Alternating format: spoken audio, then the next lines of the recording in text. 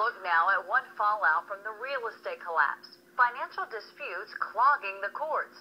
In tonight's special report, KTV's Deborah Villalone looks at how such cases can make enemies of friends and even lead to prosecution.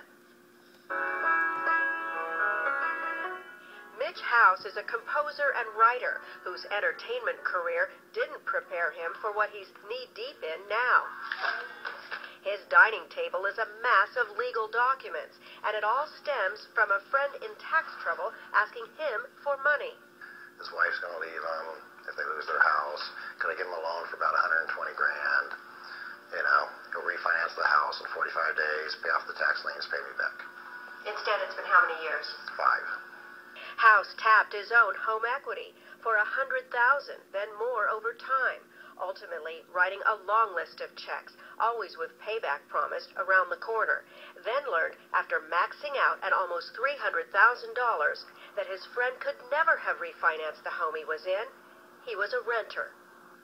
It was a loan based on fraud. He never owned the property. He never qualified for a loan. He never had the ability to refinance that house. He never bought it in the first place. There has to be some fraudulent intent. There has to be some deception. And that's what we have to look for. Prosecutors in white-collar crime say they're flooded with people in financial distress and pointing fingers after the real estate collapse. A civil case can be slow and expensive, so many are turning to the criminal courts. We require evidence. We require a paper trail if it exists. But we have to be very careful not to prosecute people when it's simply a bad business decision. And that's what the borrower says in this case. He doesn't deny not owning the property, nor getting a lot of money from Mitch House. When we first tried to ask him about it, he drove away. He and his wife never agreed to appear on camera. But by phone and email, he blames the downturn in the economy for abandoning his debt.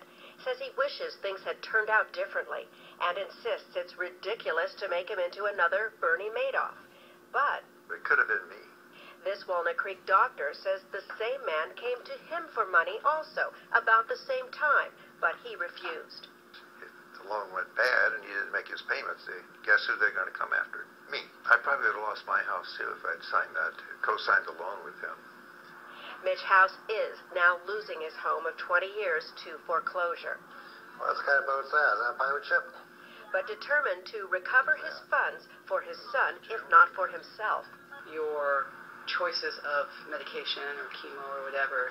House is newly diagnosed with advanced throat cancer. A Danville charity is coordinating his care since he lost his insurance. So when your doctor has basically said there's nothing left that can be done, what we do is we help navigate your clinical trial options. The civil case between these parties is stalled now that the borrower has filed for bankruptcy protection. These people are like family to me. He was my financial planner. In happier times, like family. But the only thing these one-time friends agree on now, they're not friends anymore. It's more than money. It's people's lives. It's a child's life. And it's my child's life. In Alamo, Deborah Villalone, KTVU, Channel 2 News.